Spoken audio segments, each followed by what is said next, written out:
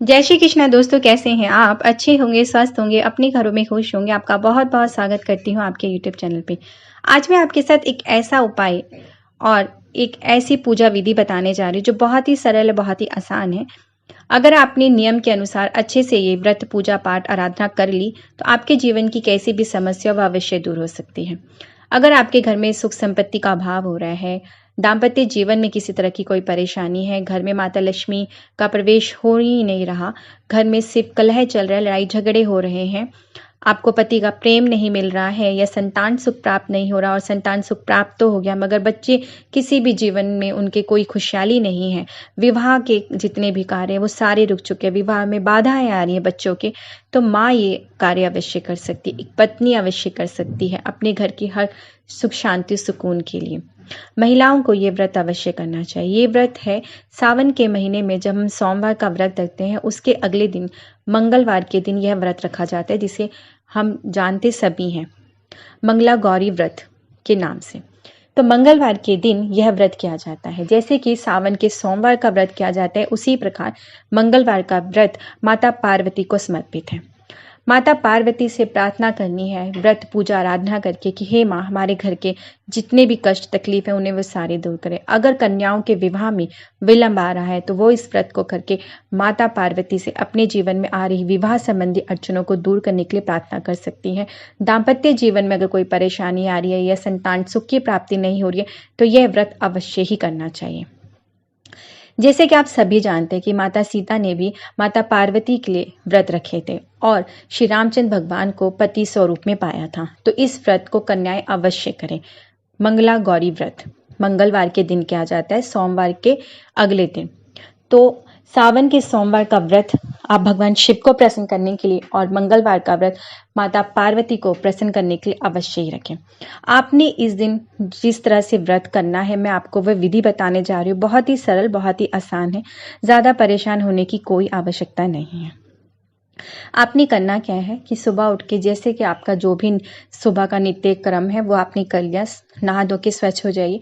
अगर आपकी क्षमता है तो इस दिन नए वस्त्र पहनने का विधान है। आप नए वस्त्र पहन लीजिए, कोरे वस्त्र नहीं पहन सकते तो कोई बात नहीं, साफ सुथरे और स्वच्छ वस्त्र होने चाहिए। नहा धो के आसन लेके आपने मंदिर के समक्ष बैठना है। कोशिश कीजिए कि आप लाल वस्त्र या हल्के गुलाबी रंग के वस्त्र ही धारण करें इस दिन। अब आपने एक पाटा चौकी ले लेनी है, ऊंची सी, जैसे लकड़ी की होती है जिसपे आप पूजा आराधना करते हैं। आपने उस पे सफेद रंग का या लाल रंग का वस्त्र बिछाना है। सूती कपड़ा बिछा के चौकी से तैयार कर लीजिए। अब आपके पास माता पार्वती की, भगवान शिव के साथ में अगर फोटो प्रतिमा जो भी है, अगर माता पार्वती की अलग से है तो भी आप ले सकते हैं। आपने वह चौकी के ऊपर रख देनी है।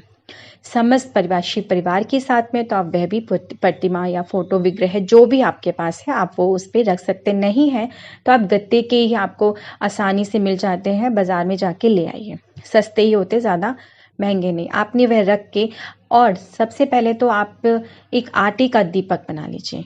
आपने किसी मन्नत को पूरा करने के लिए, आपकी कोई मनोकामना है जो अधूरी है काफ़ी समय, लंबे समय से, और अगर आप विवाह की अड़चनों को दूर करने के लिए अगर ये व्रत कर रहे हैं तो आपने एक आटे का दिया ही बनाना है। आटा गूंद लीजिए आप साफ सुथरा सा, और उसका एक दीपक बना लीजिए। घी का दीपक जलाएंगे तो बहुत अच्छी बात है, अगर घी नहीं है तो आप फिर तिल का तेल ले सकते हैं। इसके अंदर आपने जो बत्ती बनानी है, 16 गिन के बत्तियां बनानी है।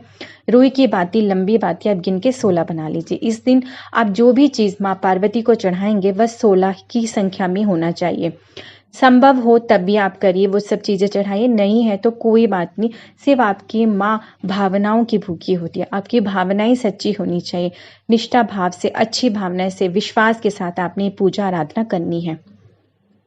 आपने करना क्या है कि जैसे मैंने बताया, दिया बना लिया, 16 बत्ती बना के आपने उसमें दीपक प्रज्वलित करना है। सबसे पहले दीपक प्रज्वलित होने के बाद आप माँ को स्नान आदि जैसे पंचामृत से कराया जाता है उसके छींटे देके आपने ये किया। जैसे भी पंचोच्चारण के साथ से जो भी पूजा आराधना की जाती है, आपकी जो क्षमता है आपने उस प्रकार से ही करनी है। फूल आपने अवश्य चढ़ाने हैं, दीपक आपने प्रज्वलित कर लिया है। अब आता है नैवेद्य। नैवेद्य में अगर आपके पास है मिठाई तो 5 प्रकार की मिठाई होनी चाहिए, नहीं है तो आप 1 प्रकार की मिठाई भी चढ़ा सकते हैं। कोशिश कीजिए कि सफ़ेद रंग का ही कुछ मीठा हो, नहीं संभव है तो आप बताशे भी चढ़ा सकते हैं माँ को।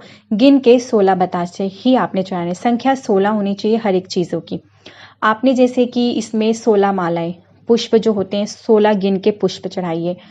लौंग 16 लौंग ही चढ़ानी है। इलायची 16, मतलब हर एक चीज़ की संख्या ना 16 होनी चाहिए, 16, ठीक है।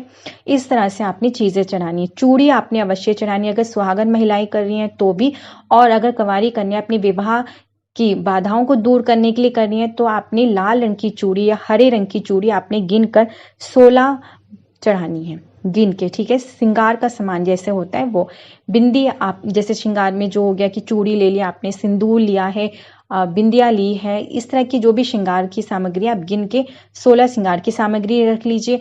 चूड़ियाँ उसमें आप 16 रखेंगे, जैसे मैंने आपको बताया। लौंग आपने 16 लेनी है, इलायची आपने 16 लेनी है। मिठाई में मैंने आपको बता दिया कि आप बताशे ले सकते हैं।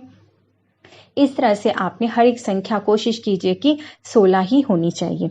तो आपने इस तरह से माँ की पूजा आराधना करनी है। और इस दिन क्या होता है कि जो व्रत रखते हैं लोग, तो व्रत रखने में आपने क्या करना है कि एक समय, सिर्फ एक समय ही आपने भोजन ग्रहण करना है, सात्विक भोजन ग्रहण करना है। इस चीज़ का ध्यान रखिए। अगर आपसे रहा जाता है तो फलाहार भी रह सकते हैं। और माँ को पंचमेवा, तो पंचमेवे की जगह पे इस दिन माता पार्वती को 7 प्रकार के मेवे अवश्य चढ़ते हैं। तो आपकी क्षमता जैसी है आप उसी प्रकार से कार्य को करें। अगर क्षमता नहीं है, आप ये सब चीज़ें नहीं कर सकते हैं तो कोई बात नहीं, आप बहुत ही सरल तरीके से, जैसे कि मैंने बताया कि चौकी पे माँ की फोटो और प्रतिमा रखिए और आपने एक आटे का दीपक अवश्य जलाना है। और आपने 108 बार, संभव हो सके तो 108 बार ओम गौरी शंकराय नमः का जाप अवश्य करना है। कोई रुद्राक्ष की माला ले लीजिए, आपके पास किसी भी प्रकार की माला है तो उससे आप जाप कर लीजिए, नहीं तो आप उंगलियों पे भी कर सकते हैं। व्रत आपने बड़े नियम के अनुसार रखना है। उसमें आप अन्न का जो ग्रहण करेंगे वो सिर्फ एक ही समय पे, शाम के समय करेंगे।